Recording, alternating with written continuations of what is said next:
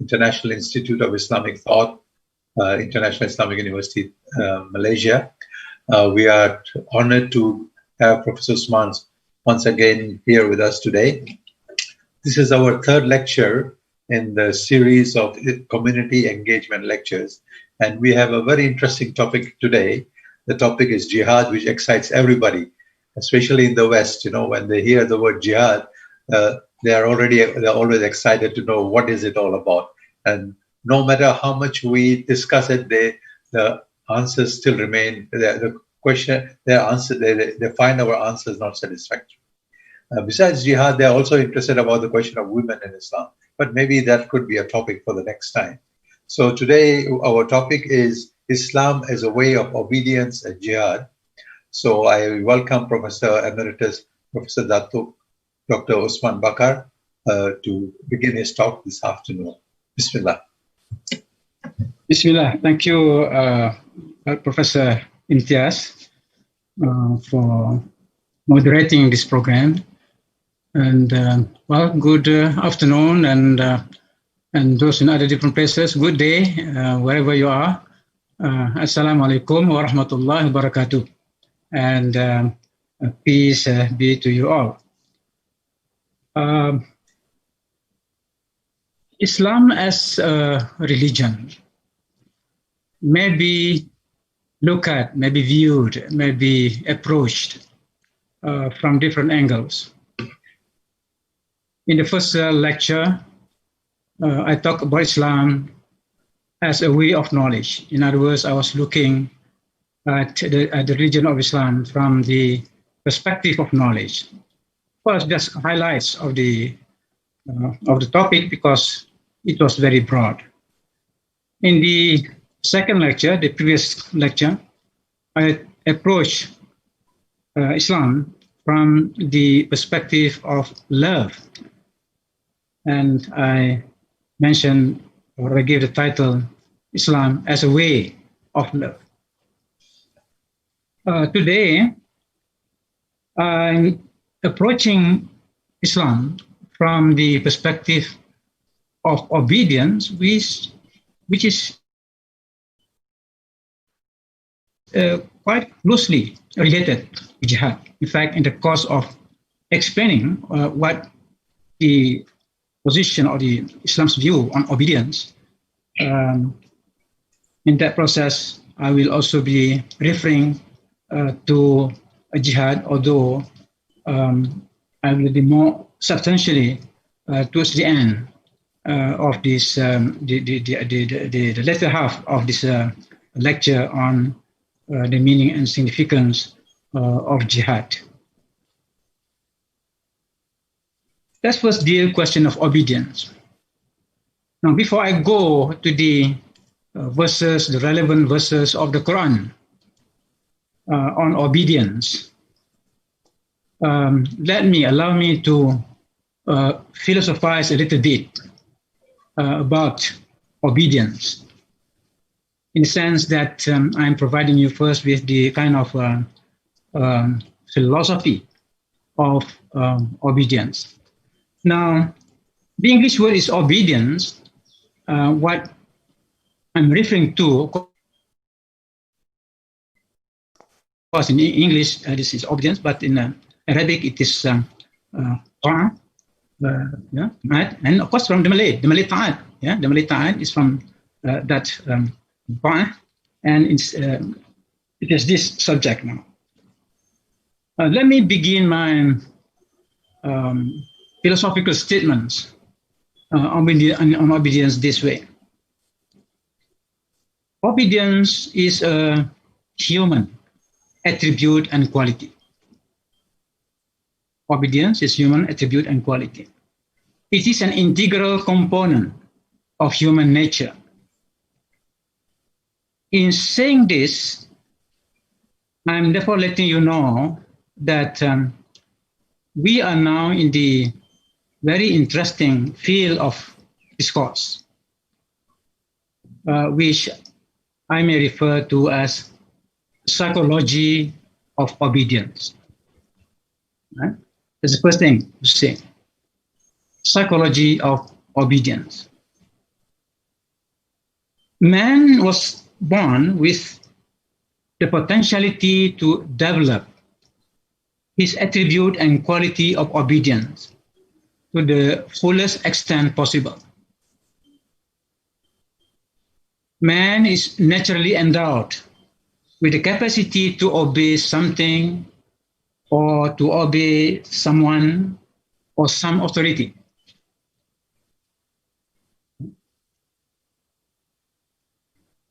Being naturally endowed, the attribute of obedience is to be part of a person's constitution or character throughout his life.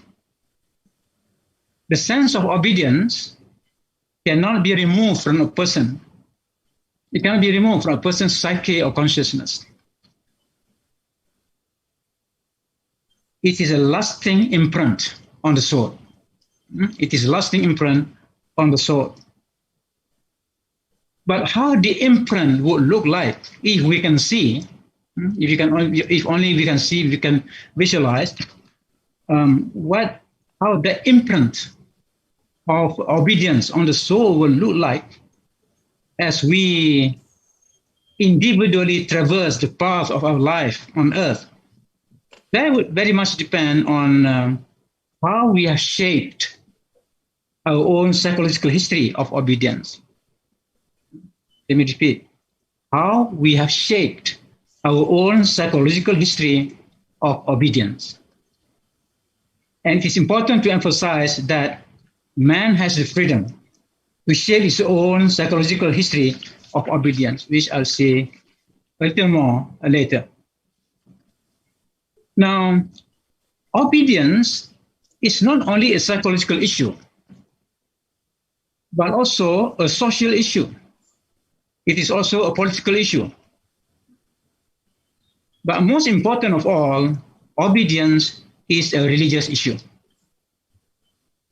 Right?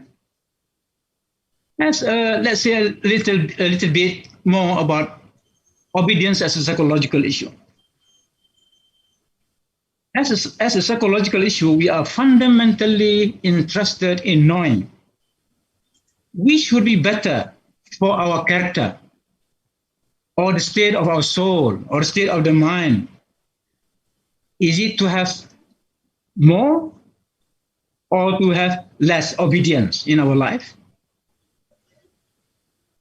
What are the motives of obedience? And what is the state of our mind when we perform a particular act of obedience? In particular, if you are a scientist, you are a neuroscientist, neurologist, in particular, what are our neurological conditions when we perform something as an act of obedience? Nowadays, science is interested in testing, verifying what religion is saying. So this is an example. Okay, I want to find out, you are so obedient. Let me do some scientific experiment on you. I want to know how your brain should work and function at the very time you perform your obedient act. These are some of the key questions that we may ask about obedience when we are looking at it from the perspective of psychology. Okay, little that something for reflection. Now, as a social issue, fundamentally, as an example, we want to know if nurturing obedience through education, whether at home or in schools, would help deliver discipline, creative thinking, and good moral character among students and youth. Today, who will be the leaders of tomorrow, the backbone of society? Now, we spend a lot of money and effort and time on education, but are we happy with the current way, with the way that we are nurturing obedience through education? To put it another way, does obedience improve or impair the overall quality of education? It's another question to think about. As a political issue, this is even more important as a political issue. We want to know to what extent obedience makes a difference to the quality of the relationship between leaders and followers, between the rulers and the ruled, or between the government and citizens, or between authorities and their subordinates. You can look at from in different contexts. But the point is, where does obedience play its role as far as in politics is concerned? Because we know very well, leaders expect obedience, governments expect obedience from citizens, but what are the conditions for that obedience? But obedience from the perspective of the religion of Islam is from the religious issue. And of course, it's important to emphasize that Islam understands religion in a quite different, in much broader way than what some religions present. In other words, religion comprehends the whole gamut of life. So from the perspective of religion of Islam, of course, the issue of obedience is a very, very comprehensive one that embraces many dimensions, including the psychological dimension, still under religious, or the social and the political. In other words, Islam has something meaningful and significant to say about each of these dimensions as far as the subject of obedience is concerned. In fact, Islamic teachings on obedience are substantial enough to permit us to speak of Islamic perspectives on psychology of obedience, perspectives on the sociology or educational theory of obedience, perspectives on politics of obedience, and the religious and spiritual significance of obedience.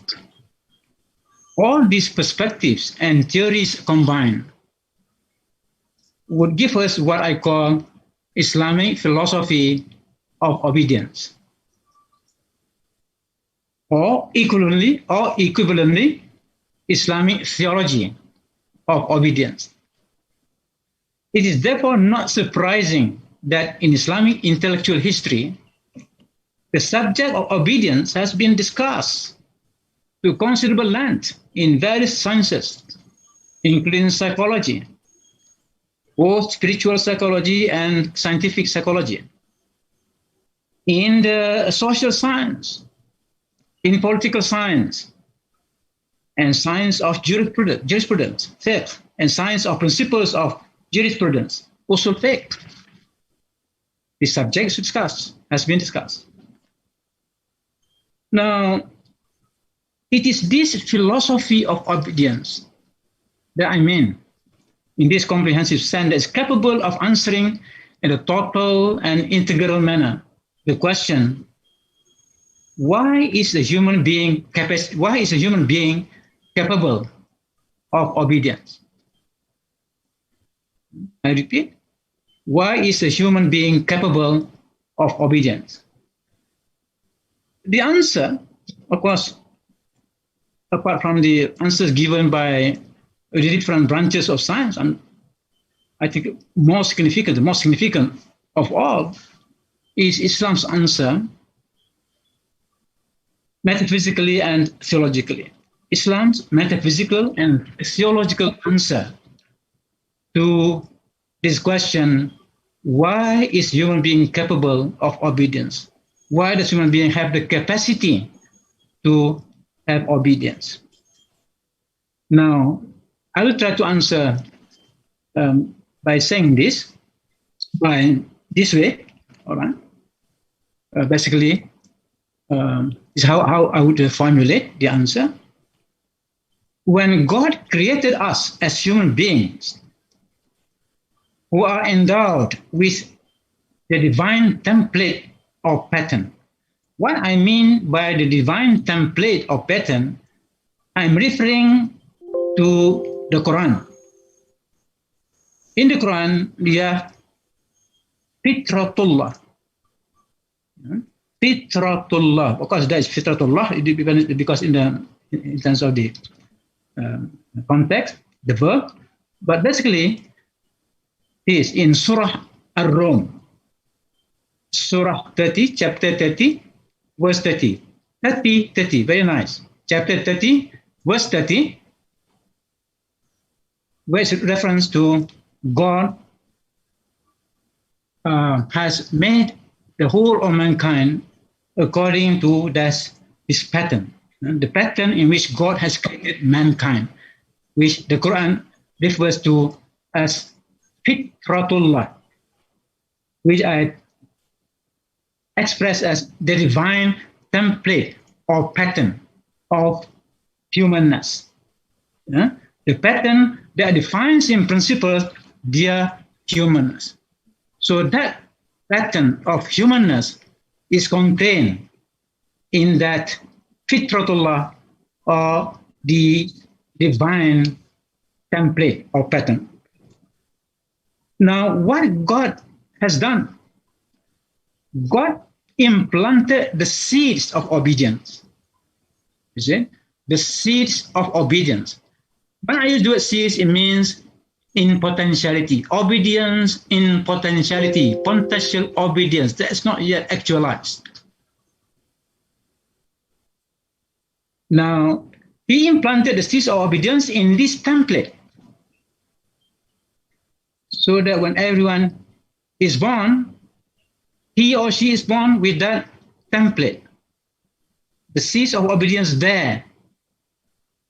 But God wants these seeds to be actualized. God wants these seeds to become actualized in each human person in the form of real quality of obedience. Now, there are many factors that influence the actualization, the process of actualization of this obedience. Of course, the most important is education. After all, the Prophet ﷺ said that every person is born in a state of fitrah. It is his parents that will make him a Jew or a Christian. In other words, education.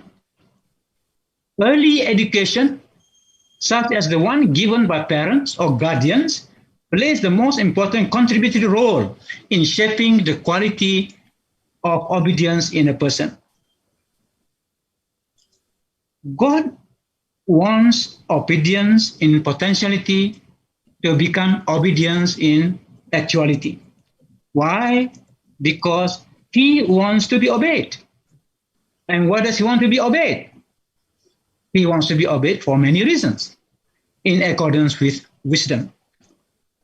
Now, in God's plan, man cannot achieve the whole purpose of his existence, the whole purpose of his creation, unless the quality of obedience forms an integral part of his humanness. You remove that element called obedience, he's not a full man, he's not a full human being.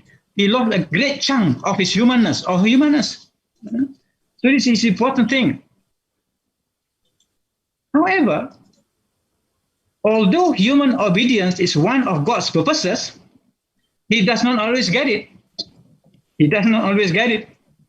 Instead, he gets disobedience all the time from some people, and sometimes obedience from certain people. The possibility of disobeying God is due to the fact that man has been created with free will, which means the freedom to disobey. Yes, man has the freedom to obey. Why is also the freedom to disobey? And there lies the whole mystery of the human condition, Disobedience is human prerogative. Right? Disobedience is human prerogative. Yeah, that privilege, is not enjoyed by other creatures. Man alone, the human species alone, can disobey. All the other creatures cannot disobey. If I want to use the Islamic terminology, every creature is a perfect Muslim, in the sense that that creature submits to God's will. The perfection. But human submission is imperfect. So sometimes he disobeys God's will. But of course, this is the meaning of human freedom. Man can taste that freedom. Can taste. I do not want to say that man can enjoy that freedom. Why? Because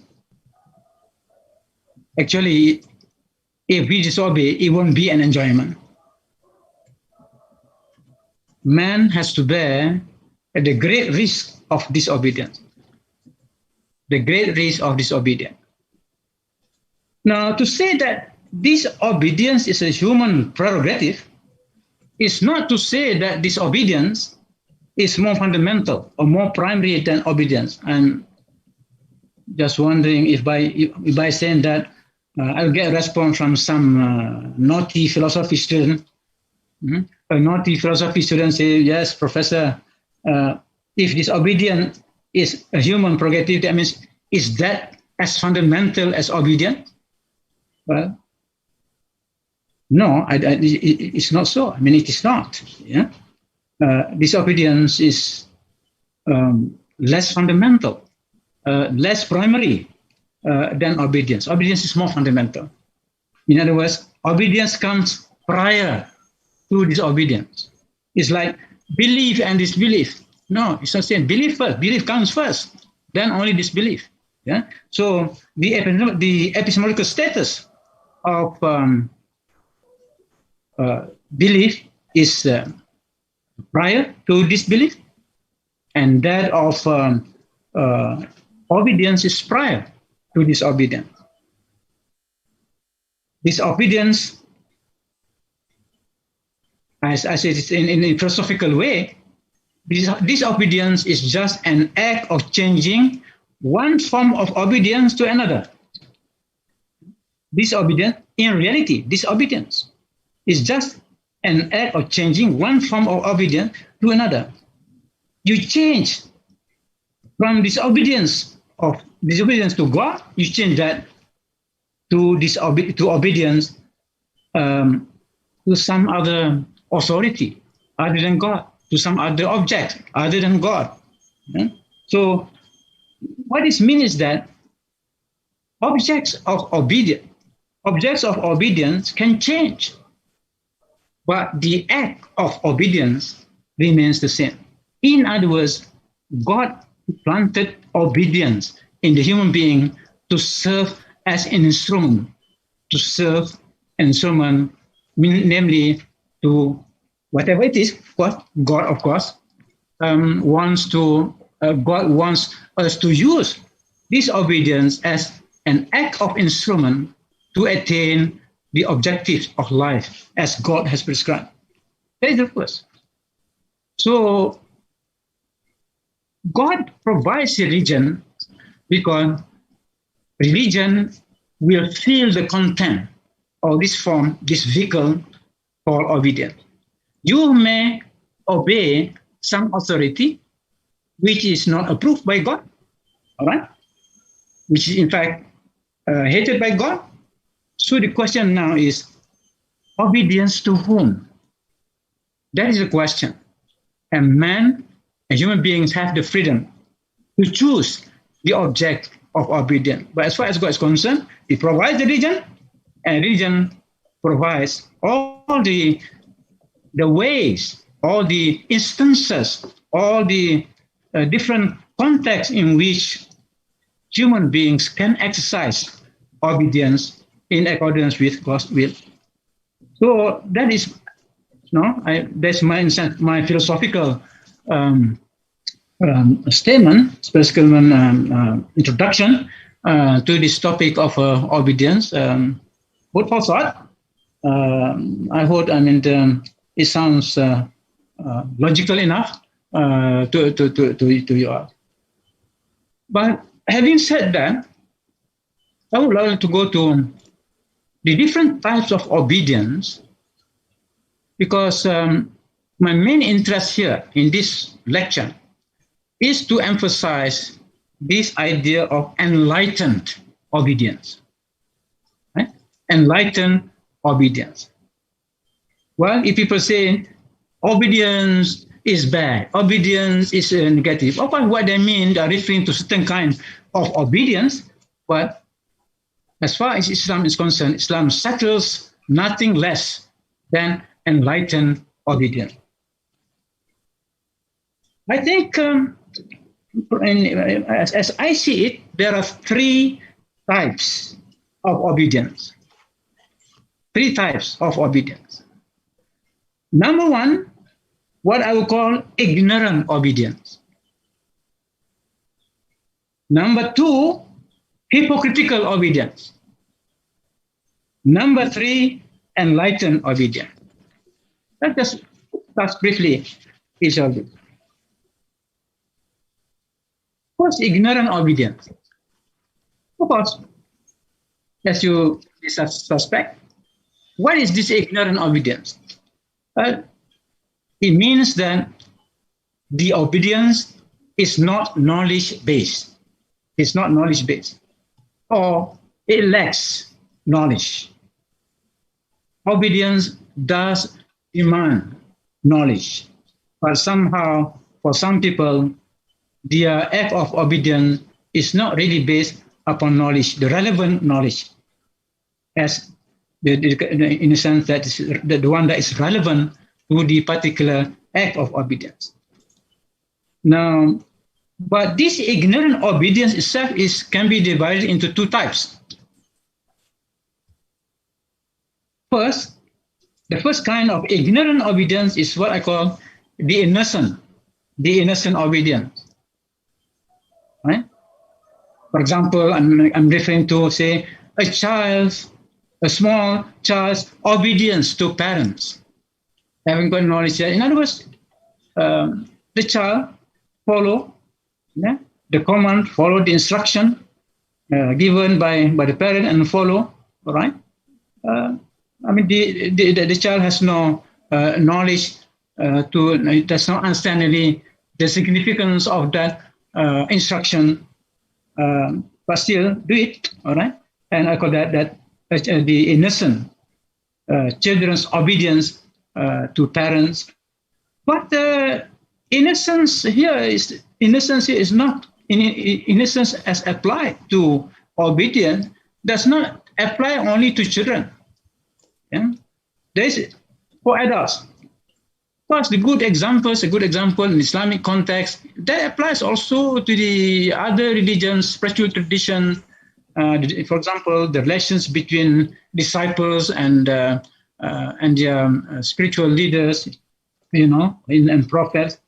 In other words, sometimes the followers are asked by the guru, by the teacher, by the son, without the followers really understanding or knowing what is the reason behind all that. Yeah, but because of their true faith, because of their strong faith in the integrity of their leader, then they follow. But in other words, in the case of followers and the prophets ask the followers to do things, and we do that without every time knowing what is the wisdom. In other words, the wisdom is acquired gradually. In other words, and in the beginning maybe we don't really understand, but we do it. But because the instruction comes from the prophet who knows all the wisdom of that obedience, we do it. And this is what it meant. The beginning of obedience, or rather, the obedience is the beginning of wisdom. let me say, a paraphrase of the fear of God is the beginning of wisdom. In other words, yes, fear sometimes is good. It leads to something that's good. So it's something with this obedience, let's call the innocent obedience. Now, the other type of ignorant obedience is what we have heard this kind of popular saying, blind obedience. Blind obedience is not necessarily is different from ignorant obedience. So we see a lot of this blind obedience. So we don't apply blind obedience to children. We apply the word to adults. To adults who, although they become older and older, but never bother to add their knowledge to understand the meaning of obedience. Just follow. They'll say, follow the crowd. This is called follow the crowd. Now, the second kind of obedience is the hypocritical obedience. This kind of obedience is lacking in sincerity. Sincerity is very important, even in matters related to obedience. Sincerity.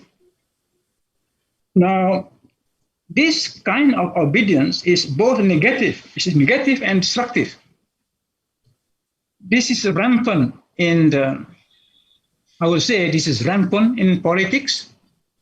This is rampant in political life. In politics, it's particularly, of course, not exclusively, but it is rampant.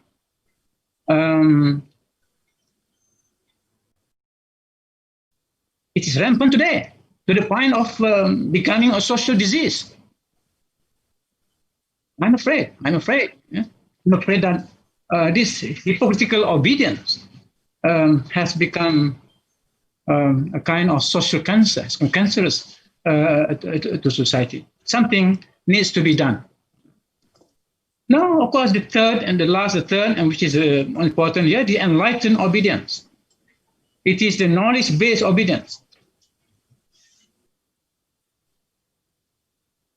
This knowledge-based or this enlightened obedience is, first of all, characterized by a sincere intention, which is based on knowledge. In other words, that intention is the quality of the intention is based upon knowledge.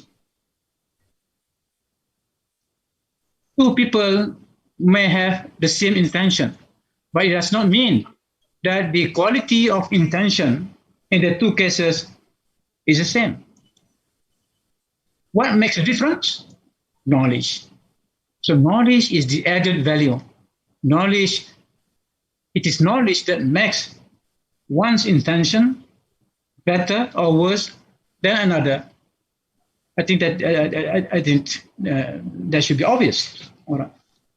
Now, in the Islamic context, of course, enlightened obedience, it should be based on obedience to God and obedience to His Prophet. Obedience to God and obedience to His Prophet. And as we shall see, I will be quoting a number of verses and a different context in which what those verses mean. But the point is, this is obedience based on obedience to God and to Prophet. And of course, the Prophet himself exercises obedience or performs obedience to God. Now, the other third feature of this enlightened obedience, which is quite interesting, which is reflected in the structure of the Arabic language itself. You know,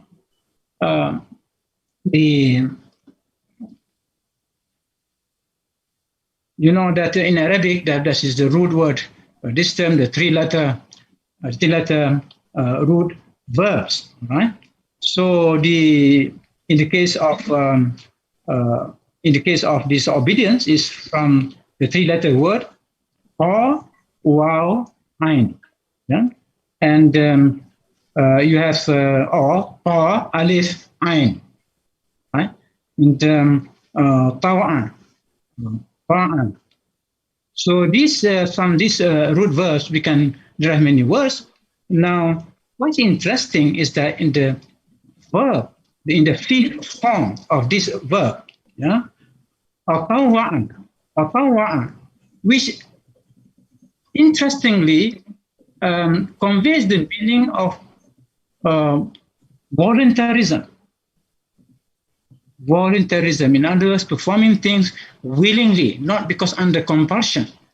So, enlightened obedience is one in which a person does not perform out of compulsion, but in other words, it's willingly. He does that. He obeys willingly. He exercises his freedom and in the correct way. All right. So this is that particular form, word form, of in Arabic. It gives the meaning of voluntarism, and of course, that's what enlightened obedience is all about. Enlightened obedience is in a sense we do it voluntarily, we do it willingly, based on knowledge. We know. Why do we obey? Because we know that thing is good, or that object of obedience is the one who should be obeyed. Now, so this is exercise of freedom in the true sense. If I may add, in enlightened obedience, we see the convergence of human will and God's will. That's the beauty. That's the beauty of enlightened obedience. Why? In enlightened obedience, there is convergence of human will and God's will. He is truly free who wills in accordance with God's will. Very, very profound thing. Huh? Something to reflect on. So anyway, for enlightened obedience, what does it mean? This is good. That obedience is good for the one who obeys. It is good for the one who is obeyed, and good also for others. So enlightened obedience guarantees the quality, the best quality of human action. So this is quite different from, say, the ignorant obedience, and what more when compared to hypocritical obedience.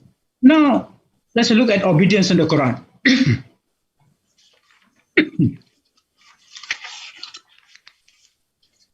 In the Quran, the root verb, in other words, words based on that root verb, tawa'a or ta'a, 120 times mentioned in the Quran. So, a lot. Yeah? So, those who want to study in detail the philosophy, the Quranic philosophy of obedience, I would suggest, I would advise, please go to this 129 context in which the obedience appears. But basically, the root word conveys the meanings of to obey, to comply, to submit, and in the case of the fifth form, to volunteer. Now, but most of the time, in the Quran, out of that 129 times, 72 times occur in the form of the fourth word form. This is the other form, the atwa'a, the atwa'a, which means to obey, to follow, to be obedient, to submit, to yield, to comply, and to accede to someone's wishes. All these meanings conveyed by the fourth form, this atwa'a. Now, we find in the Quran, obedience is talked about in two contexts. First, when obedience is virtue, as opposed to the other context, when obedience becomes a vice. It's logical because obedience is not, it's not something absolute here. In other words, it depends on the object of obedience or how the obedience is performed. So, when obedience is a virtue, like I may give a few examples, and to show the different context in which obedience is enjoined and why obedience is very is important thing. First, I refer to chapter 4 and Nisa, chapter 4, verse 59. Let me read the translation. O you who believe, obey Allah, obey the messenger, and those charged with authority among you. Ati'u Allah, wa ati'u Rasul, wa ati'u Rasul, wa ulil amri minkum, wa ulil amri minkum. Those charged with authority among you. Now, this is a popular verse also, again, with some people, people who want to exact the obedience, especially from leaders who want, who want to get a kind of to be followed by to be obeyed by their followers. So people will quote this verse, say that obey Allah, obey the messenger, and obey those charged with authority, particularly political authority. But actually, ulil amri minkum, the ulil amri, it means those charged with authority, those who possess the authority from among you, minkum, from among you, from those who follow God and those who follow the prophet, obey the prophet, the messenger. Now, if you differ, the verse goes on, if you differ in anything among yourselves, refer it to God and his messenger. If you do believe in God and the last day, that is best, khairun, that is best, and the most excellent decision, ahsanu ta'wilan, the most excellent decision. That is the translation of that verse from chapter 4, verse 59. That's clear. The command, the Quran, then the commands the believers to obey God, to obey the messenger, and also to be charged and to obey those who are charged with authority, those who are charged with looking after the affairs of the followers of the subjects. Now, but then the verse makes it very clear. If you differ in anything, so there's bound to be issues on which there will be difference. So the advice, or rather the command to the believers, is to refer to Allah, which means to refer to the Quran, to refer to his messenger, refers to his sunnah, if we believe in God and the last day. Now, it is very interesting that the Quran says that will be the most excellent decision or the most excellent interpretation. Now, what this verse is telling us, there's no contradiction between obedience to God and obedience to the Prophet. All right? There's no contradiction between obedience to God and obedience to the Prophet. Obedience, as far as obedience to human authority, other than the Prophet, it is based on obedience to God and to the Prophet. It comes third, after obedience to God, after obedience to the Prophet, then only obedience to human authority. Right? Now, God's safeguard, God provided safeguard, because in giving this authority, in enjoining obedience to human authority, there's always the possibility that this will be abused and misused.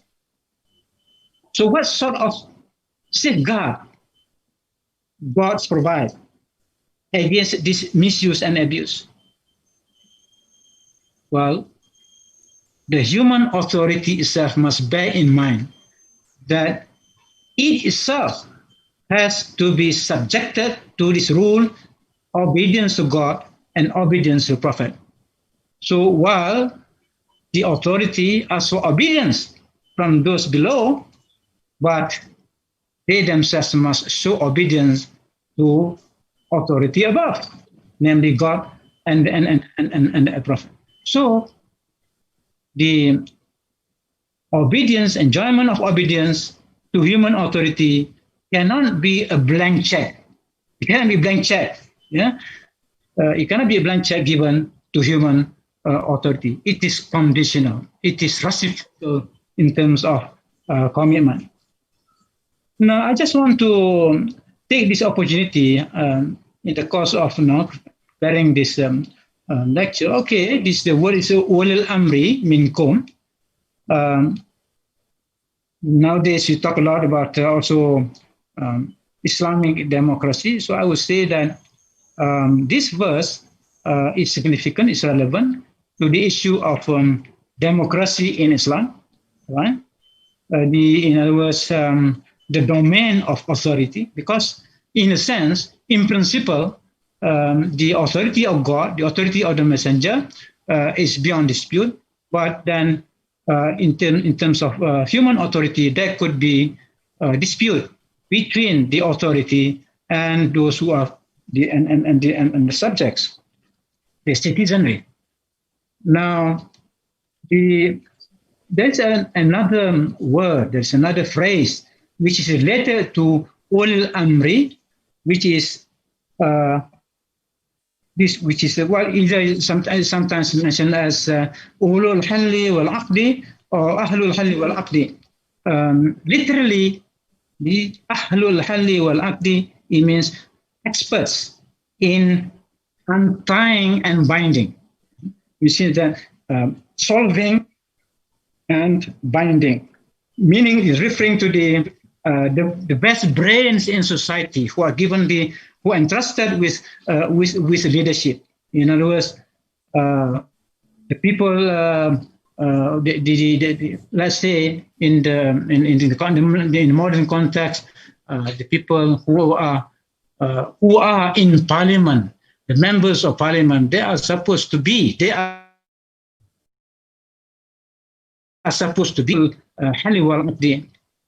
question there, whether they fulfill the criteria imposed by the Islamic conception of that, and that's another matter. But the point is, these ahlul halli wal aqdi people who are good at untying. There is a problem. This is the problem, right? And then you untie that problem.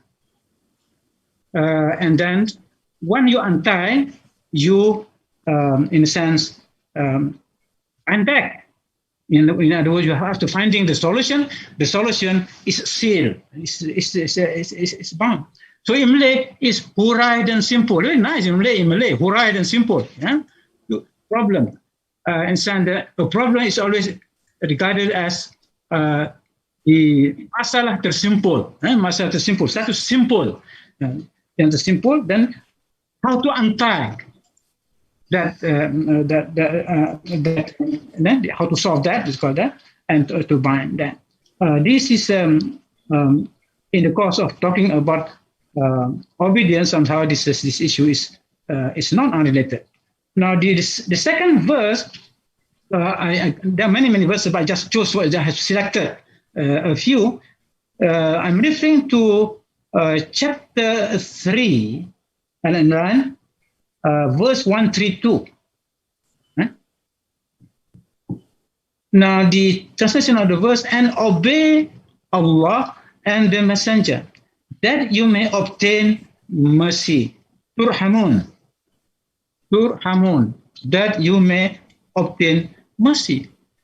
See that? In other words, obedience to God, obedience to the Messenger will lead to something called mercy. That you may obtain mercy.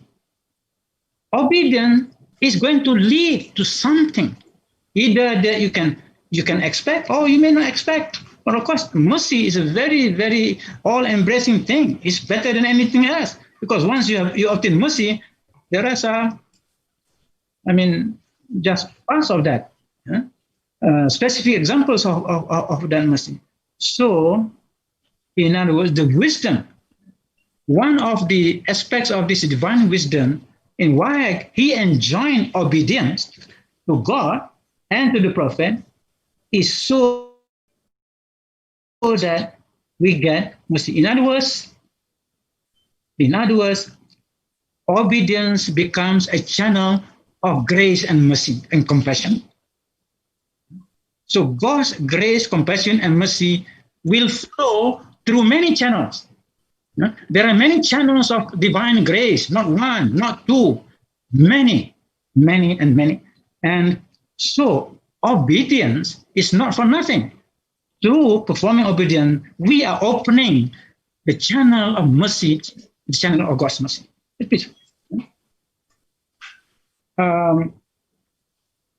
Next, we refer to verse, again, chapter 4 and Nisa, this is verse 69.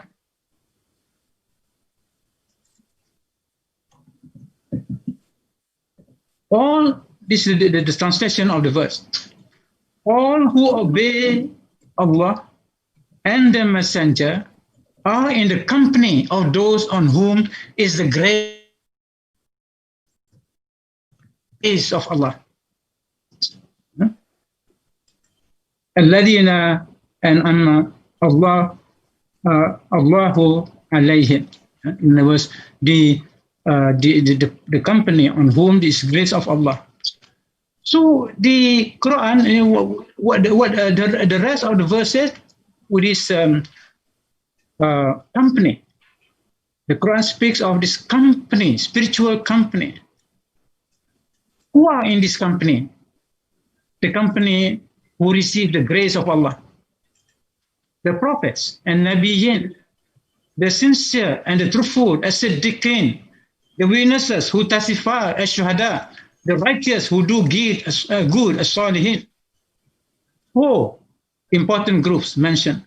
And then the verse concludes, what a beautiful fellowship. What a beautiful fellowship. In other words, now, obedience to Allah, obedience to Messenger is to lead us to be in this beautiful fellowship, comprising the prophets, the sincere and the truthful, the witnesses who testify, and the righteous. And Nabiyyin, as-Siddiqin, as-Shuhada, and as-Salihin. We always pray to belong to one of these, right? To these fundamental spiritual groups. Now, a little more example. I think was the time now, Prof. I think we're still time. Yeah. Yeah, still time. Still time. Yeah. Yeah. Now, what about verses from the Quran that point to some areas of sectors of our life, sectors of human life, which will lead to which requires obedience, and then that obedience is to lead to success, to victory, and other things, other achievement. Now, in same surah, it looks like Surah An-Nisa, there are a lot of verses, referring to this acts of obedience, obeying Allah and Messenger. Yeah. So Surah, the chapter 4, verse 13.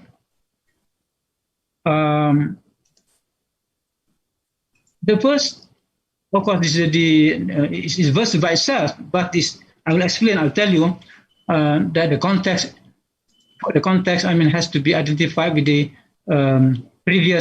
preceding verses. But that verse itself, the translation is, those are limits set by Allah. Hudud. It's equal to hudud Allah. Limits of Allah. Those who obey, and please try to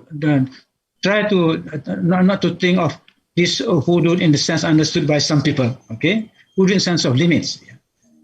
The general meaning of hudud means limits. Those are limits set by God. those who obey God and His Messenger will be admitted to gardens with rivers flowing beneath, to abide therein forever, and that will be the supreme achievement. Supreme achievement. Now, of course, the question now, if we refer to the Quran, we can refer to the previous verse, then we know what those limits are. The limits meant by that verse, the limits set by Allah. The limits, of course, refer to the one mentioned in verse 12, one verse before that, which is on inheritance. Verse 11 and 12. Verses 11 and 12, very long verses. Both verses refer to inheritance. So in other words, God has defined the limits of laws of inheritance. How should inheritance be divided among those who inherit their property, among relatives, and so? The Quran is very, very detailed on that. It's very detailed insofar as the ratio, the proportion of the beneficiaries of a particular inheritance. And the Quran says these are limits set by God. If we follow those limits, then supreme achievement in the form of gardens with rivers flowing beneath to abide therein forever, that will await us.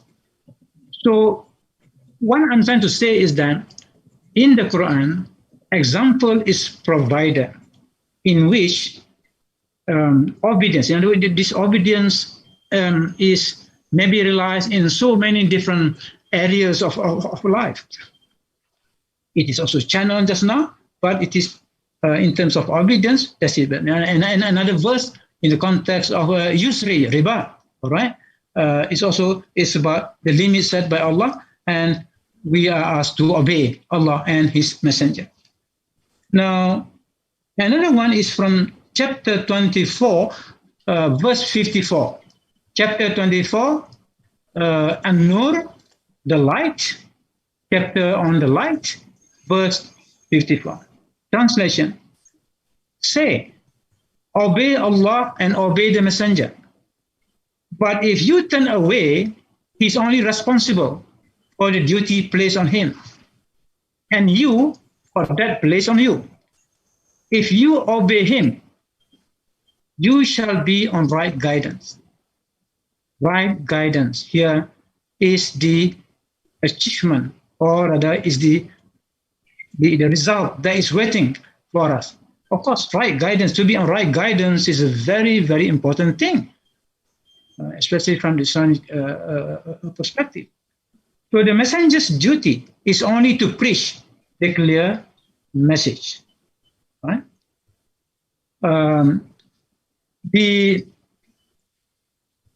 So here, basically, obedience to Allah, obedience to the messenger, all right, is for the good. It's for the good of the human individual. Yeah, if you obey God, obey messenger, and then we will be on right guidance. To be on Siratul Mustaqim is our constant prayer. Our constant prayer is that we always be guided on the straight path. Now,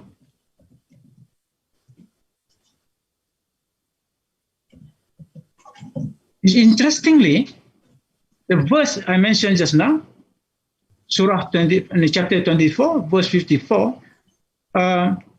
What was the verse? Just the preceding verse, 24:53. Chapter 24, verse 53. It is important because the two are related, of course. Yeah? Verse 53 is related to verse 54, but verse 53 is an instance of hypocritical obedience. I was talking about in the theory about hypocritical obedience. Then we have here in the Quran one verse that talks about this hypocritical obedience, verse 53. in that verse, the hypocrites, the munafiqun, they swear their strongest oath. They swear their strongest oath that they will forsake their home for the Prophet. That was the swearing. What I wanted to, one of the reasons why I have to refer to this, of course, is to give the example of an instance of hypocritical obedience, all right? In the Quran reference to a group of people, the hypocrites, who on small things, they couldn't even follow the Prophet, and now they talk about, they say they are prepared to leave their home, to forsake their home, to follow the Prophet. In other words, and to emphasize that big gap, between the small one and the big one, in sense, because the big one is the swearing. They swear the strongest oath. The word used in the Quran is jahdu, right? So from the same word, jahada, jahdu. This jahadu referring to the intensity of the swearing. The hypocrites like to swear, but in this particular verse, they swear their strongest oath. You can imagine. In order, they go to the great land to swear. Yes, we support you, the Prophet. They swear. So it is reflected in the word of the Quran, jahdu, meaning the intense, the most intense. Swearing is most intense. Yeah. So in other words, the word jihad and jannah, the root word jahada, in other something to emphasize the intensity of the commitment, intensity of commitment. But of course, this is hypocritical. Now, I've given you examples of obedience as a virtue. Now, when does obedience becomes a vice or loss to human being? This is the forbidden obedience.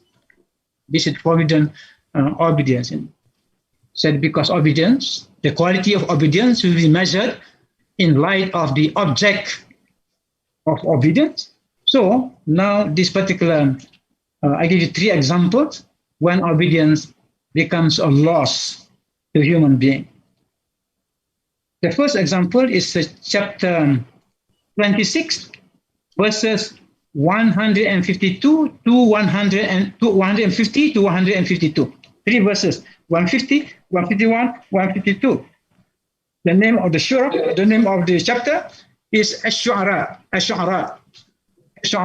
the poets. Now, the verses actually quote, basically is a plea. It's a plea from Prophet Saleh to the Thamud people. So this is what Prophet Saleh said in those verses. Quote, but fear God and obey me. Fear God and obey me. And do not follow. La tuti'u. Do not follow. Do not follow. Do not obey the bidding of those who are extravagant. Extravagant, here's translation of al-musrifin. Al-musrifin can be translated like extravagant. The wasters, the people who waste, the overspending, the extravagant. Prophet Saleh said to his people, do not follow the bidding of those who are extravagant, who make mischief and cause corruption, yufsidun, in the land, and do not mend or reform their ways. La yuslihun. So this is very profound. This is the what the Prophet Saleh said to his people, said, fear God and obey me. And the important thing here is do not obey who? Do not obey those, bidding of those who are extravagant and who make mischief and cause corruption. They do not deserve your obedience. And they themselves do not want to mend, to reform their ways. La yuslihun. They do not reform. La yuslihun. That is the one example from the Quran in the case of legal disobedience. This legal disobedience. Now, the second chapter is from chapter 25, verse 52, chapter Al-Furqan. In English is the criterion, Al-Furqan. And translation, therefore, do not obey the rejectors of faith. I express al-kafirun as rejectors of faith because this is not the innocent, unbelievers. This is not innocent. This is deliberate rejection of faith. Al-kafirun, right? Therefore, do not obey the rejectors of faith, but strive against them. And strive now comes again the word jihad here. Jihad, because that's the meaning of jihad, strive. Jahidhum bihi jihadan. That is the difference. Jahidhum bihi jihadan. But strive against them with the utmost strenuousness. Strive against them with the best of strife. The best of striving. What does bihi there is? With the Quran. That refer. Bihi means with the Quran. So therefore do not obey the rejectors of faith, but strive against them with the utmost striving with the Quran. So in other words here, the jihad here, the verse does not say with the sword. In other words, do not obey the rejectors of faith and do not strive against them with the sword, with physical jihad. No, it is not. So here, the rejected, how to deal with these rejectors of faith, how to strive against them with the sword of the Quran. If you still insist on using the word sword, this time it's not okay. It is the sword of knowledge, the sword of knowledge in the Quran, because it is not for nothing that this verse appears in the chapter called Al-Furqan, because Al-Furqan means the criterion of truth and error, the criteria of justice and injustice. Right? And therefore here, believers are called upon to deal with these rejectors of faith by means of the Quran itself.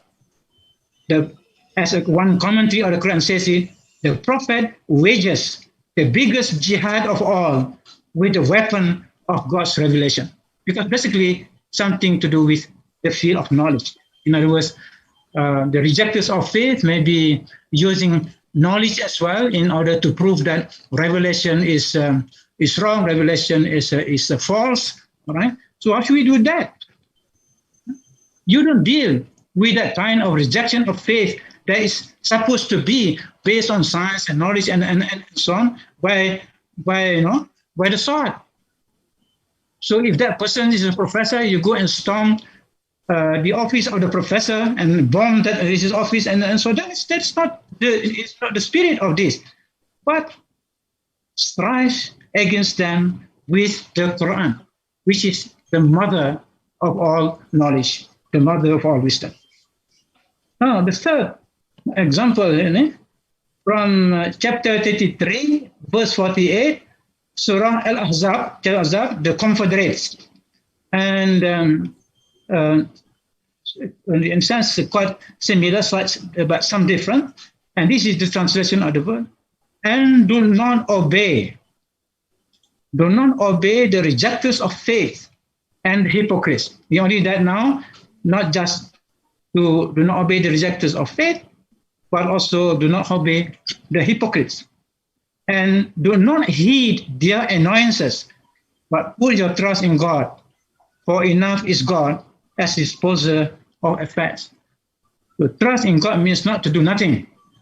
No, to strive, strive, jihad, but put trust in God. That because God is the ultimate disposer of affairs. God will decide for that.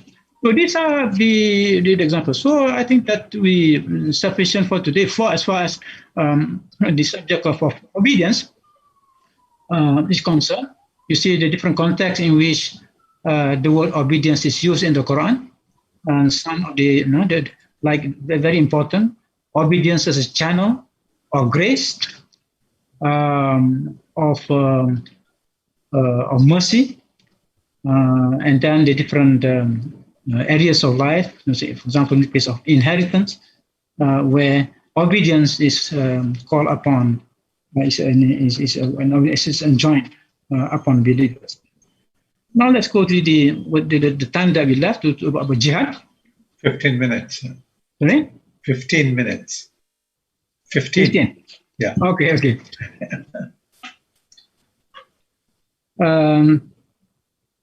The word jihad, of course, is derived from the three-letter root verb, jin, ha, dal, jin, ha, dal.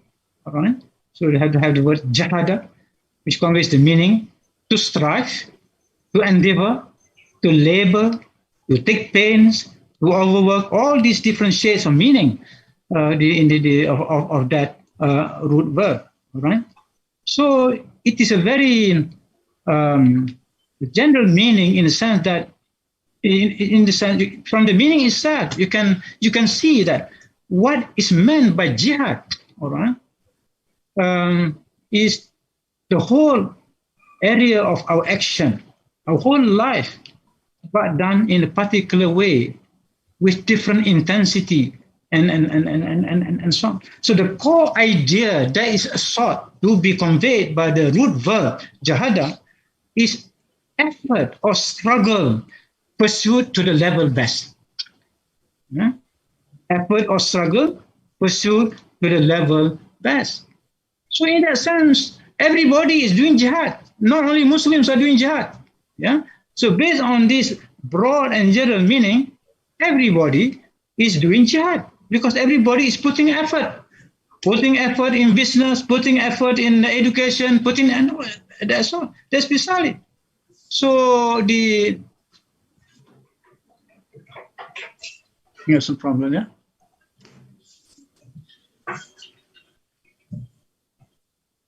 Hello? Yeah. Hello? Yeah, hello, go ahead. Yeah. Oh, okay, yes. Briefly, yes, so it's cut off. Yeah. Now, yeah, so that is the basic meaning of jihad. And therefore, the application of the jihad is to the whole area of life. And as far as the teaching of Islam concerned, for example, it is perfectly legitimate to speak of jihad. In order to pray 5 times a day, that takes jihad. That is to perform jihad. To fast during the month of Ramadan, and to put the extra fasting every on Monday and Thursday, that is a jihad. To go on a pilgrimage to Mecca, that's a jihad. So there's a lot of misunderstanding both among Muslims and non-Muslims. It's understandable if non-Muslims understand, but even Muslim, there's a lot of misunderstanding as to what the meaning of jihad is. Of course, there are times, occasions, when physical jihad has to be performed in defense of one's country, one's nation, in defense of a particular cause. Yeah? a legitimate cause, for cause of justice, and so on. Sometimes that is once in a while. The most of the time is peaceful jihad. It's not physical jihad as described as war. No, it is refers most of the time to other things. Right? The same thing as the word mujahid, the person who does the jihad. Yeah? So mujahid is someone who, yes, the Quran uses the word who fights in the way of Allah, fi sabilillah. So just as obedience has different objects, good object, the real object and false object, so is jihad. So those who don't believe in God do their own jihad in their own way, in the way of falsehood, no, in the way of truth, in the way of justice. Right? So basically, we have a clash between two types of jihad: jihad for the good of everyone, and jihad for those who do evil, who do harm to society. So, in the Quran, 41 times in the root verb, mostly in the third form, the word jihad appears in the Quran, right? So but most of these occurrences of the word jihad in the Quran is in relation to the third form of the word, which precisely means to struggle, to strive, to take place. Yeah? But what's important in the verses of the Quran, the verses of the Quran refer to the urging to believers to do jihad in the way of Allah, in the way of God, fi sabilillah. So fi sabilillah is what legitimizes jihad. And in the case of the physical jihad, the war into which Muslims have entered, and of course this is not exclusive to Muslims. Every religion has been related to wars, to some wars in its history. Islam is no exception. And what is important here is in Islam, what is emphasized in Islam, and also even in Christianity, the concept of the just war. So even when you have that kind of physical jihad, to fight against an enemy on the battlefield, that jihad has to satisfy, has to fulfill the criterion set by scholars of the Sharia. In other words, in what conditions is jihad permissible? And what is this idea of the just war? But most of the time, it is jihad in our ordinary life to exert our best effort in striving to achieve victory in life. I want to quote you a few hadiths here, which shows that what is the real spirit of jihad. This is striving. The general purpose of this jihad, in the sense of striving, is so that we will always become a better and better individual, doing good for the individual, doing service not only for our own religious community, but for the whole humankind. Right? In other words, jihad is a progress. It's a progression. We can talk about gradual progress. Doing everyday jihad in numerous aspects of our life, we hope that we will become a better person spiritually and religiously. Now, it is, I'm quoting here two hadith, two prophetic hadith, which in a sense defines the quality of jihad that is sought after. One, the Prophet said that the true warrior, mujahid, the person of do jihad, the true warrior, the true person who does jihad, is the one who wages jihad against his own ego, nafs, in obedience to God Almighty. That is very short hadith, but very profound, very profound. This is from Abu Dawud and Tirmidhi and others, all right? So the Prophet defines who the true mujahid is, what true jihad is. Said the true one is that person who wages jihad against his own ego, in obedience, of course, to God. Why? Well, there are many explanations for that, because the ego that is referred to here is that lower nafs, the lower nafs, the lower ego, right? The passionate ego, the passion, because and the Quran also even mentioned that ego is one of the false idols in our being. Some people worship their own ego, in other words, their own desires. And jihad basically is to go against that tendency of the ego. Right? We must overcome all the passions of the lower ego. Then only we consider ourselves as victorious. So it is this victory in this particular jihad against the nafs, against the ego, that is hailed, that's as presented by the Prophet as the greatest. Now, in a sense also related to that, the second hadith, the Prophet said that we have, and this from Badr, from listening from the Battle of Badr, the Prophet told his companions, his followers, we have returned from the lesser jihad to the greater jihad. The companions asked, O Messenger of God, what's the greatest jihad? The Messenger said, the struggle, the jihad against the ego. So that's it, that's place again. Yeah. So the fight, the physical jihad, fighting against the enemy on the battlefront, that is a lesser jihad.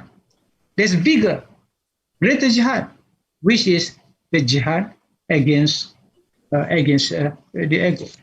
So I think that's is enough to appreciate the spirit of jihad as understood by Islam. But of course, most of the things that are done now in the name of jihad, the violent jihad, the physical jihad, is because it lacks understanding of the whole teaching of Islam. So we have false jihad. When there is a lot of ignorance, then false jihad will become rampant. Of course, in the case of jihad, it provides an opportunity for the enemies of Islam to exploit this concept of jihad. So in other words, you can always create your own guru of jihad in order to cause trouble in the name of Islam, but actually has nothing to do with real jihad. So thank you. Assalamualaikum warahmatullahi wabarakatuh. Thank you very much, Professor Osman Bakar, for a very comprehensive and a very detailed and a deep lecture this afternoon.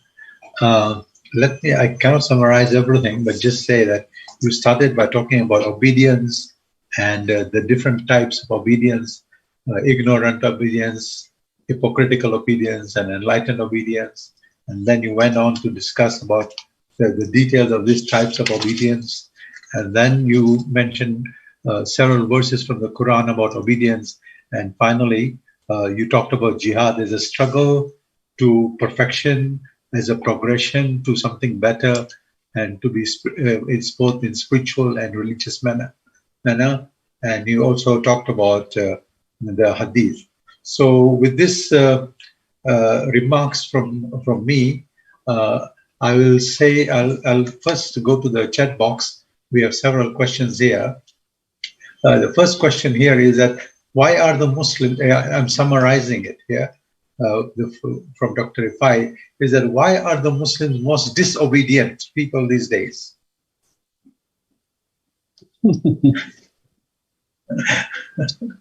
Well, I'm not sure whether Muslims are the most disobedient, but the point is, yes, there is rampant disobedience. This disobedience can result from many different factors. The most important is ignorance of religion and the misuse of this obedience. In other words, the real meaning of obedience is not explained.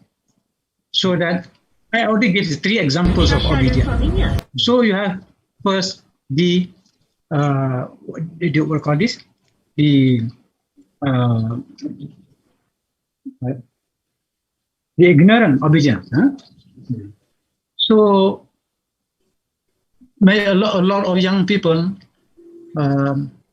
do follow the instructions of religion, but they don't understand. Many of them, that's due because, why do they do it? Because their elders do it, their parents do it, or their friends do it. So they follow the crowd mentality. So in other words, they don't do that particular act. That is the religion asks of them based on true understanding. But the purpose is the purpose of the true purpose of religious education. That's why I posed earlier in my philosophical remarks, right? That's the current method of trying to realize obedience through education will achieve a result. It's good to have discipline, but are we getting the discipline? No. Yeah?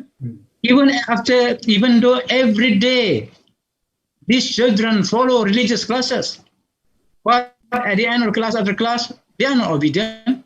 So there must be something wrong with the way religion is being taught to our younger children. We need to reform the way we teach our children. It should be based on understanding. Everybody can read the Quran, but do we understand the Quran? Do we put the teachings of the Quran into practice? This is the main reason. In other words, we listen a lot of things about religion, but we don't really understand what we have learned, or we don't practice what we have learned. So I think if the philosophy that I mentioned just now, especially addressed. Actually, I came out with that because looking at what's going on in our society, all right? Looking at society, we need to address this, especially in the field of education. There's no point having the policy that every day there must be 1 hour of Islamic studies in the class. Yes, during examination, they score, get A grade, but they are like Jin Afrik in their behavior, in moral behavior, and so on. There's a comment by our Buddhist friend, Brother Chi Henpak. He says, "Thank you for listening to this lecture by Professor Osman Bakar. The lecture on obedience has some parallel to the Buddha's teachings about sila or ethical discipline." Yes, I mean, this is not unique to Islam. Yeah, no religion can exist without obedience, without sense of obedience, without the principle of obedience. Even prophets, yeah. So prophets need obedience from the followers. That's emphasized in the Quran. Spiritual teachers need obedience from their disciples, and Buddhism is a religion. So I'm not surprised at all that there are many parallels on the teachings on obedience between Buddhism and Islam. Obedience is a universal thing. Of course, Islam,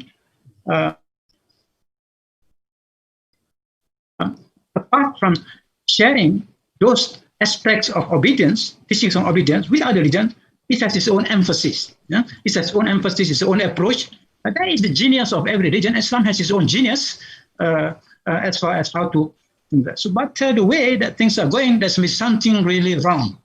in the way Islam is being taught. Yeah. Dr. Rifai is bringing a comment here, saying that in the name of obedience, the Salafi brothers say we should obey the rulers even if they are bad people, even if they are unjust. This is not what the Quran says, but this is the reality in the Middle East, that people are forced to obey the dictators. I agree. I said earlier that ulil amri minkum, okay, obey those charged with authority. I mentioned that there is always the possibility of being used, abused, misused, and in fact, it has happened. Yeah, for different reasons. Some can be based on ignorance, not having the right understanding. Some based on worldly reason, or for certain things. The many possible reasons. So, but what is important for those who want to see the culture, the right culture of obedience. Basically, this is what Islam comes to promote a good culture of obedience, the real good culture of obedience, which of course may share similarities with others.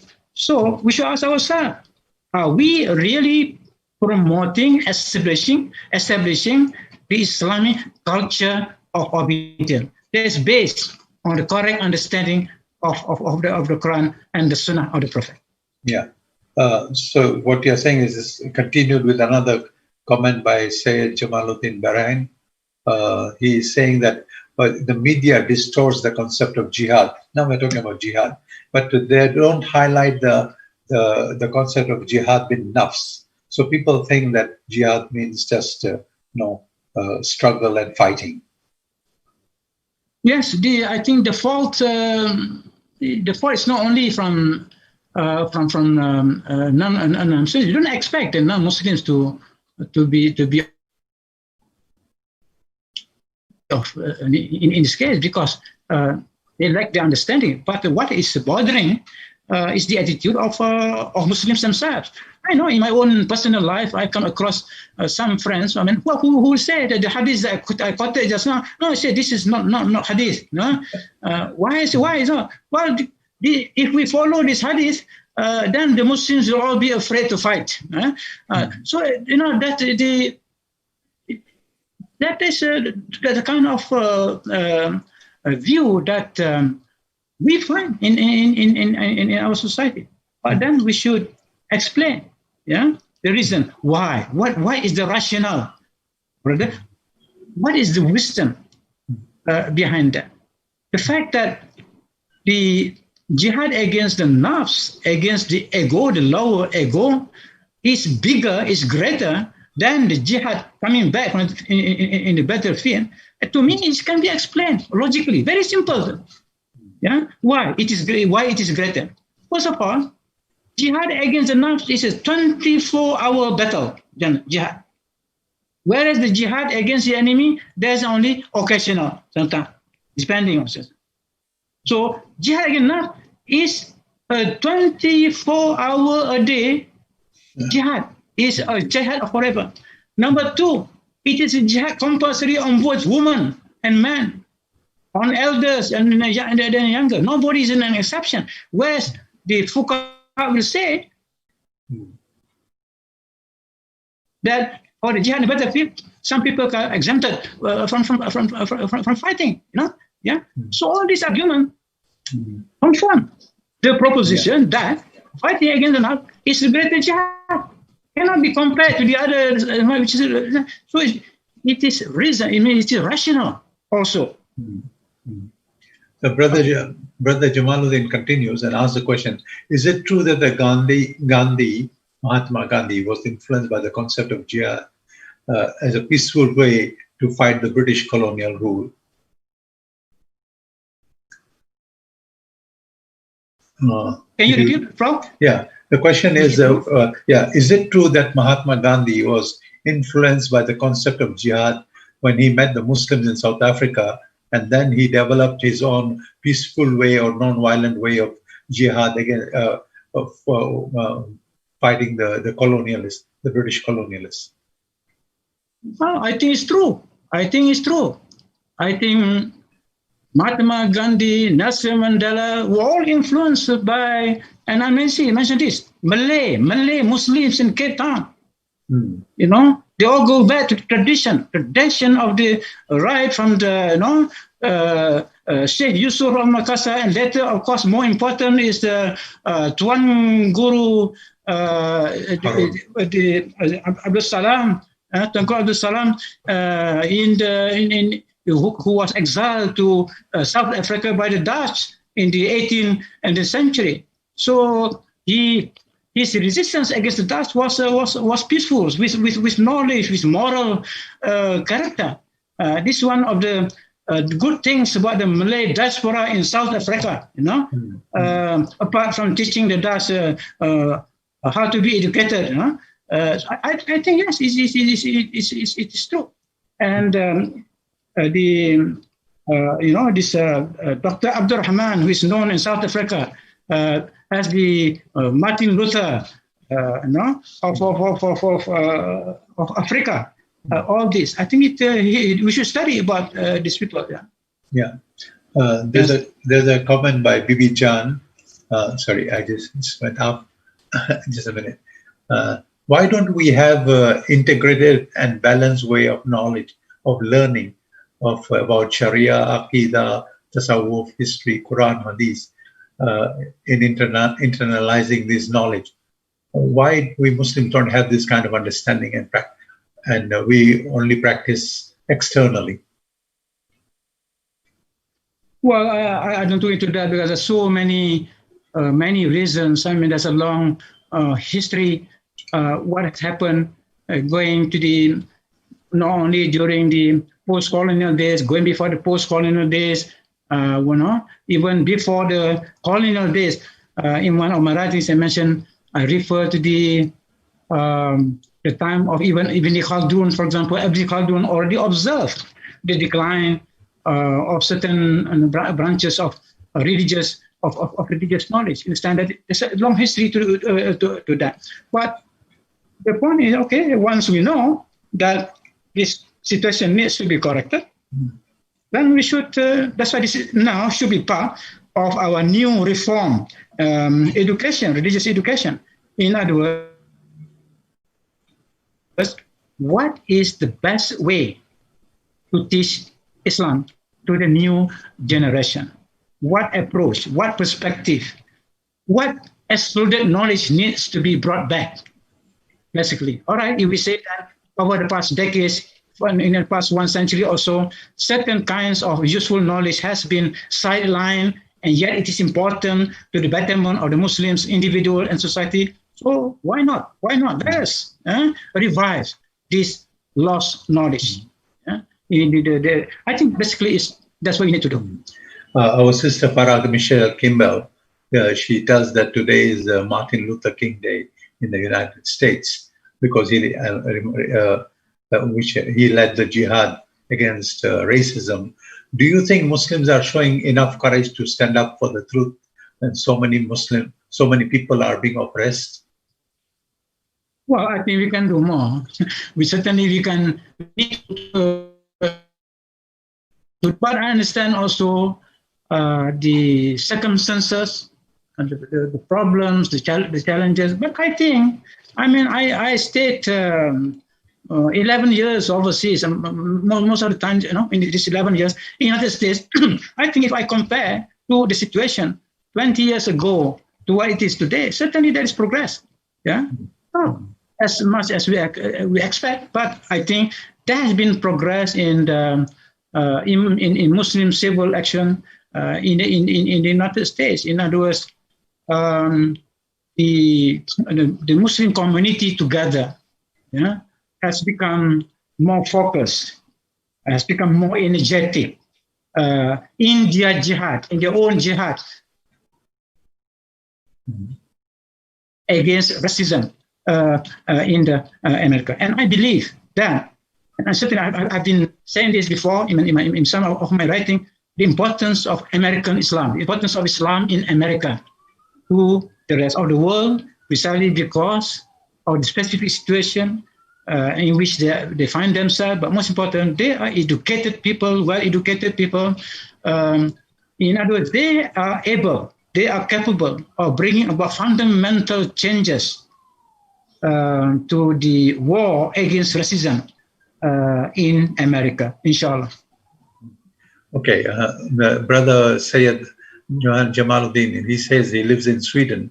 Unfortunately, you mentioned the name of some sheikh who has a spiritual influence on a lot of Malays. Can you tell more about him? You mentioned some sheikhs you mentioned in South Africa who influence the Malays. Well, I'm telling you, this ISTAC, the organizer of this lecture, a new book is coming up based on one of the seminars that we organized. The seminar was entitled Colonialism in the Malay World, the subtitle Civilizational Virtues. But this book, we call it Civilization Encounters, there's one chapter, because one chapter was given to South Africa.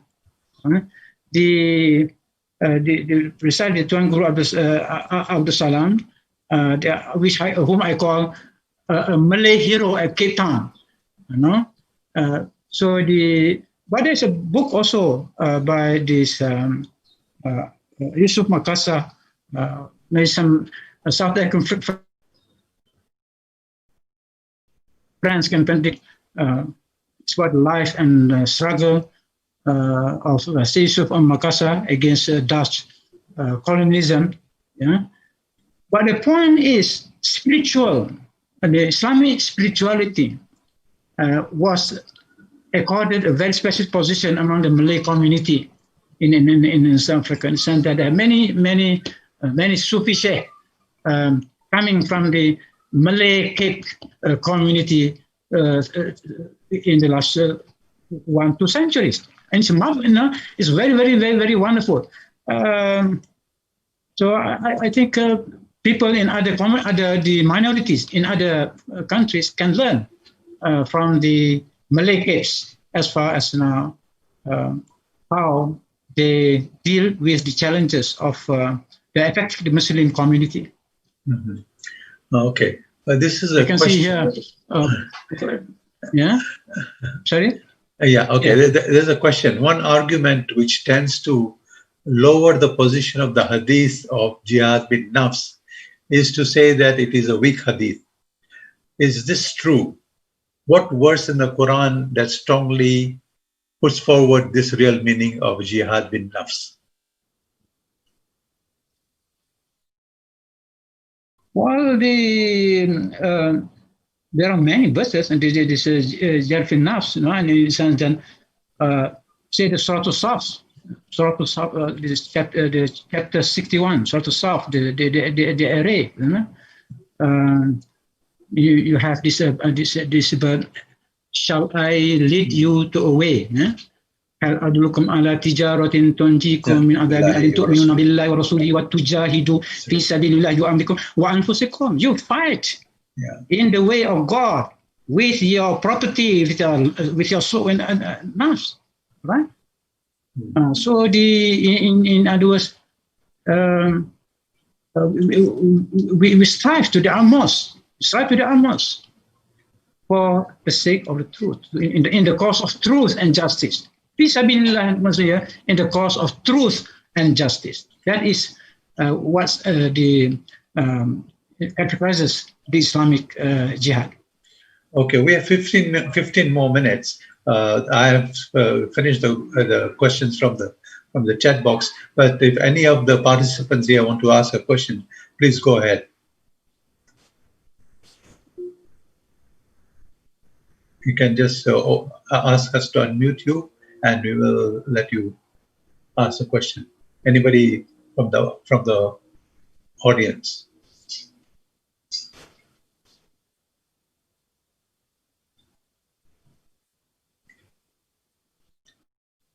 Anybody? I don't see anyone saying. Okay, I unmute you all. Sorry. Yeah. Yes, I am from Dhaka in Bangladesh.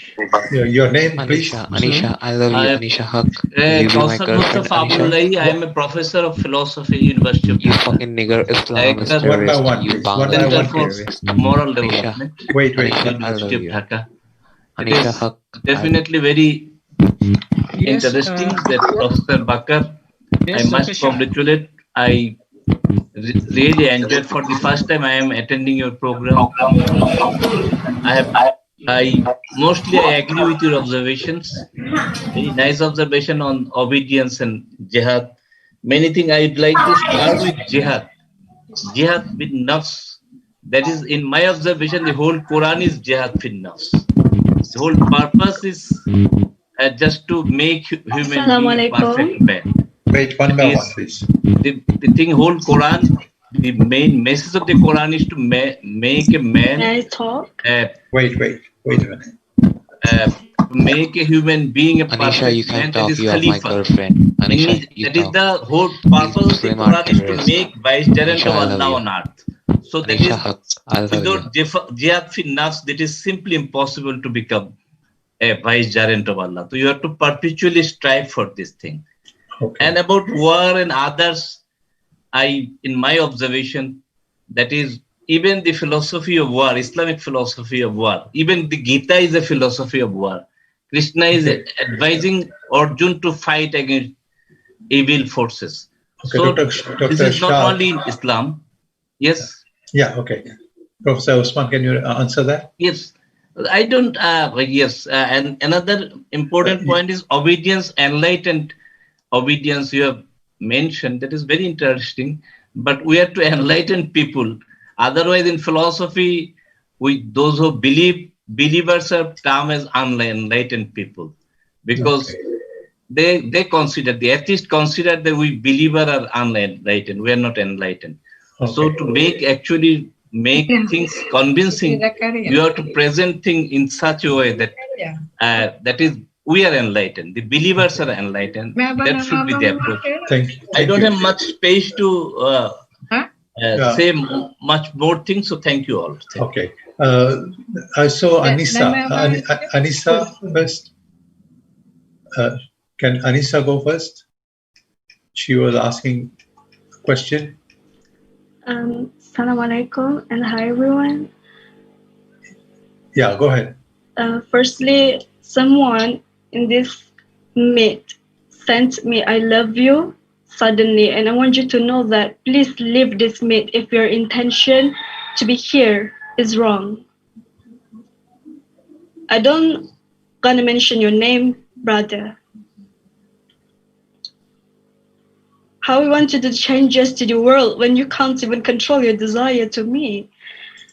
Okay, and my question is, first and foremost, thank you, Professor. I really adore your talk about jihad.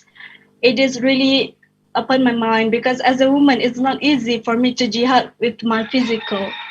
And since you said that the greater jihad is when my jihad towards, sorry, I'm shaking because, you know, a stranger said to me, "I love you" suddenly.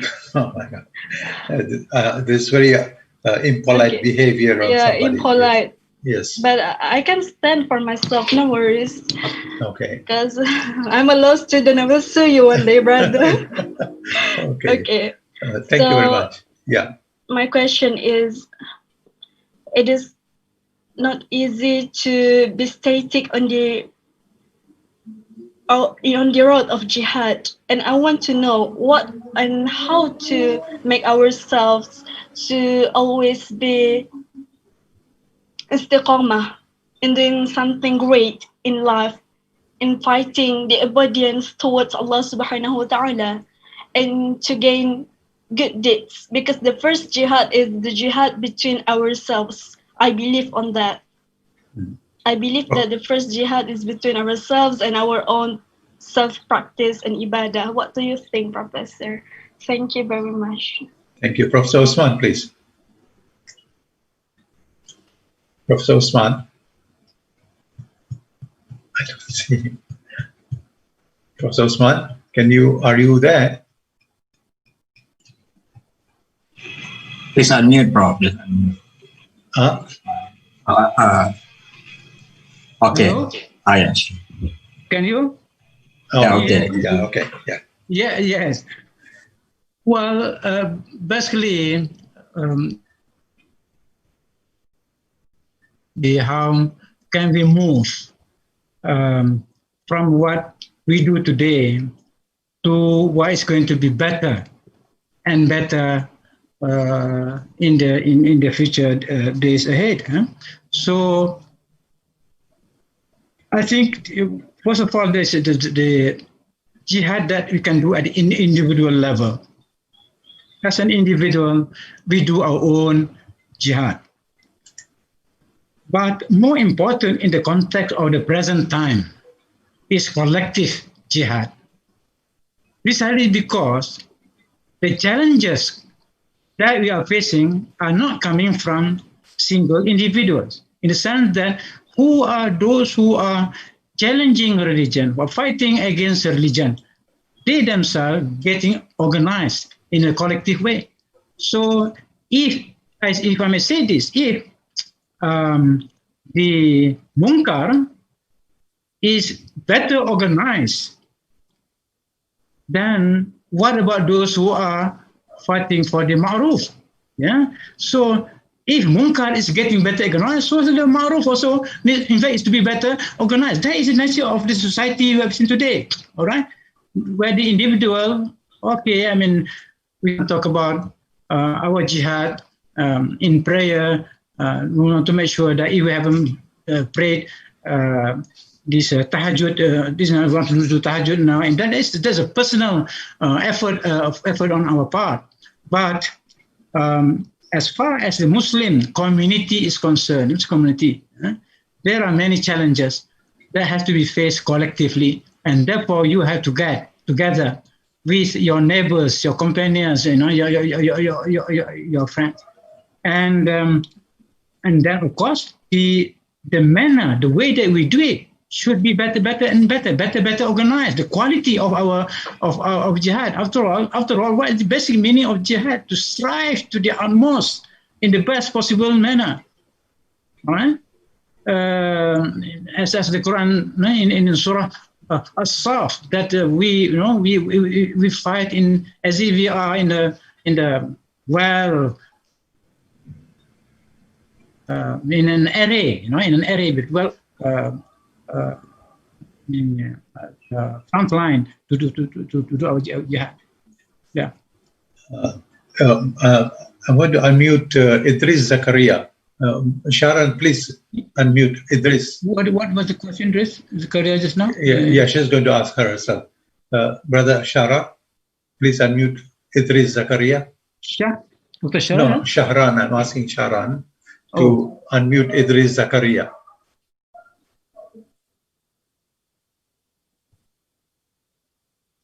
There's a thing, Brother Aris Suban once. Sharat, can you? Yeah. Okay, but Idris, unmute yourself. Okay. Idris, unmute yourself, please.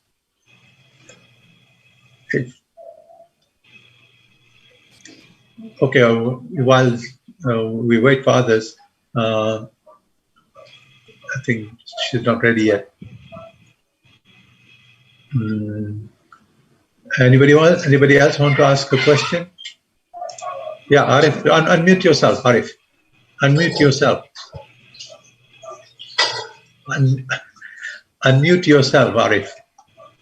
Hello, Assalamualaikum. Yeah, walaikum salam. Go ahead, yeah. Yes, thank you so much to the organizers for having this talk. Thank you to Professor Imtiaz, Professor Osman Bakar. It's nice to see everyone. It's been quite a while.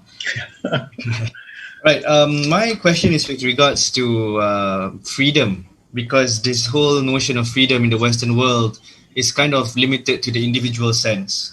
You know, when we talk about freedom, we are talking about liberties that might come with freedom of expression, freedom of speech, freedom of movement, and so forth.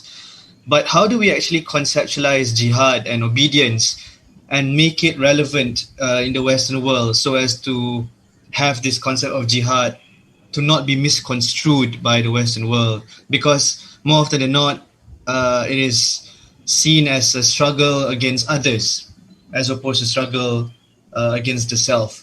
I know, Prof. Osman, you have pointed out very comprehensively of what jihad really means in Islam, but how do we actually conceptualize this so as to actually, not defend Islam, but talk about jihad in a way that can be understood by the West? Thank you.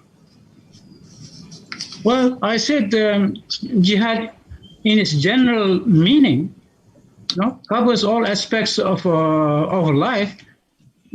Even Muslims actually are doing a lot of jihad, and a lot of Westerners.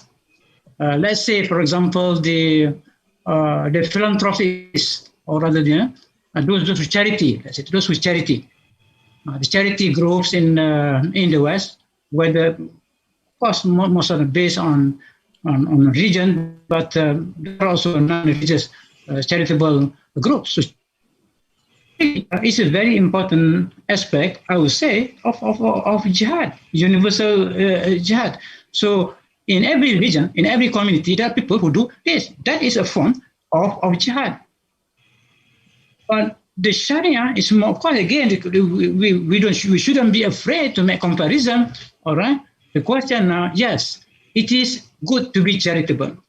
But in terms of priorities, who should receive this charity? This is where the Sharia will come in, all right? We give their point of view. Yes, they don't have to follow, but it is our part, it is the role of Muslim, all right? We share the value of charity, but on details, maybe we differ. So there are many things that good things that are being done by people in the West, which can be discussed in the context of jihad. But of course, it's important. Jihad in whose path, in whose way, in the sense that the final objectives of this jihad is what? And this is where Islam cannot compromise. In the West, jihad there is not done in the way that in the sense the promise of good, the common good, and it's universal, of course. So the Quran speaks about what are the criterions of the best community, the best society. Khairu ummatin ukhrijat linnas, right? In sense, ta'muruna bil ma'ruf. You encourage the good. The Quran is very, very universal there. Encourage the good, all right? The good may be pursued in the context of the West with certain goals in mind, but in Islam, we think that we have broader goals. Yeah, in other words, it's not just for the benefits of this world, in this life, in this world, but also in the hereafter. In other words, the quality of our ma'ruf. That's why they actually, the verse explains that, وَتُمِرُونَ بِالْمَعْرُوفِ وَتَنْهَوْنَ عَنِ الْمَعْرُوفِ وَتَنْهَوْنَ عَنِ الْمُنْكَرِ. So Muslims and non-Muslims do ma'ruf, encourage the good. They also prevent some evil. Not every evil, not every munkar they do, but they do, some of them. For example, some communist countries used to ban gambling, for example. Yeah, so they ban gambling. They are not Muslims, they ban gambling, all right? But then the third criteria is very important in distinguishing between Muslims and non-Muslims. وَتُؤْمِنُونَ بِاللَّهِ. Yeah, so even atheist society, they promote good. Theist society also do prohibit munkar the way Muslims do, but they don't believe in God. So that criteria is very, very important. Does make the difference. Okay, we have gone for 2 hours now. So this is going to be the last question. Sayyid Jamaluddin Barahang, please go ahead. Assalamu alaikum wa rahmatullahi wa barakatuh. Professor Osman, Professor Imtiaz, Ustaz Shahran, thank you so much, all great organizers. I feel like I want to move to Malaysia, Indonesia. It's such a great things happening there that is so beneficial for our Ummah. Jazakallah khair for your great work. Professor Osman, thank you so much for your terrific talk. and also for all the great work you do. It's so beneficial for us to recite you in many of your work. And what you're doing is certainly giving so much for all of the Muslims. So thank you so much. I just wonder, Professor, a reflection regarding the brother before, he also mentioned it regarding the situation in West.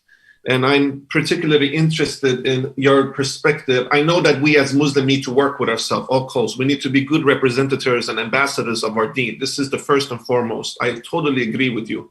But we also have forces like in France, you know, right now with the politics going on there, like here in Sweden, in the whole West, where there are both with the Islamophobia, but also with how the media indirectly is distorting some of our concepts. Like jihad, for instance. This is very interesting, Professor. Like when you read the magazines, and there is research on this, you know, they translate all the Arabic words when they are interviewing some Muslim, besides the word jihad. They never translate it to English. So people don't know what jihad is, even in English. So they think that jihad is connected to something that is not part of our deen. And this is actually something that has been going on for many, many years. They never, and I actually spoke with some journalists because I used to work within media, and I asked them, like, every time you interview Muslims, you never translate the Arabic words to English or Swedish, because this creates mystification. You know, Professor Osman, about mystification, like,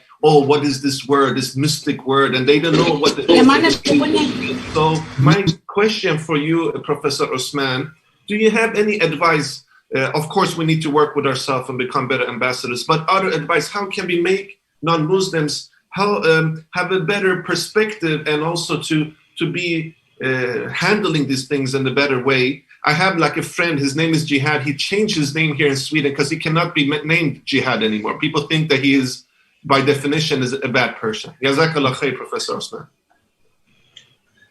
Well, your question, there are many different ways that can be done. And of course, first thing to bear in mind is that the condition, the context in each country is different. France is in Europe, and Sweden in Europe, but Sweden has its own different social context. So even the Western, even among the European countries, there are different situations. Some maybe more difficult, more challenging. And so I understand that in the Scandinavian countries, there are certain things that may be considered as a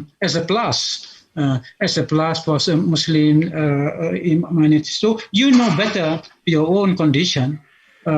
What is important is, in other words, I think to be, in a sense, I believe that the Islamic movement, the way the prophets led his followers in Mecca, for example, because in Mecca they were not yet an organized community, but still we can learn something, because I believe that God has also not only revealed what Islam is, but also guided on how Islam needs to be explained, to be presented to the local community. But not to be too worried, by the fact that, of course, there will be some people who, because of their own misunderstanding, ignorance, they should hostility or something. But there's always be at least a few good people to whom we should approach. Look for communities, look for those groups in your local community, in your country, and looking for people with the same kind of vision, the same kind of society they want to create, the kind of and this is best through dialogue. To me, we should develop a dialogue culture which take into cognizance of the specific condition in an area. And of course, that requires wisdom. I observe that there is a lack of wisdom. Sorry to say that there's a lack of wisdom among Muslim groups living as minorities, they behave as if they live as majorities. Yeah? Be conscious of the fact that you are minorities. And I think Islam does deal also with the question, the kind of these teachings on recommendations, advice on how to live as a minority. Just now I quoted that verse, all right? Do the jihad with the Quran. Strive your jihad with the Quran. Right?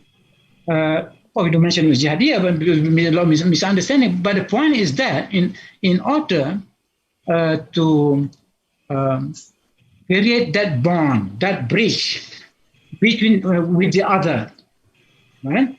In order to create that bridge between the Muslim community and the rest, we have to be wise in choosing the issues that we need to talk about. I'm sure there will always be students, academics, social workers who will share the same position, the same attitudes and sentiment. And from there, we expand and develop. So always bearing in mind that Islam speaks from the universal perspective. Islam is inclusive. Right? The principle of Tawheed is beautiful because it's a very, very inclusive principle.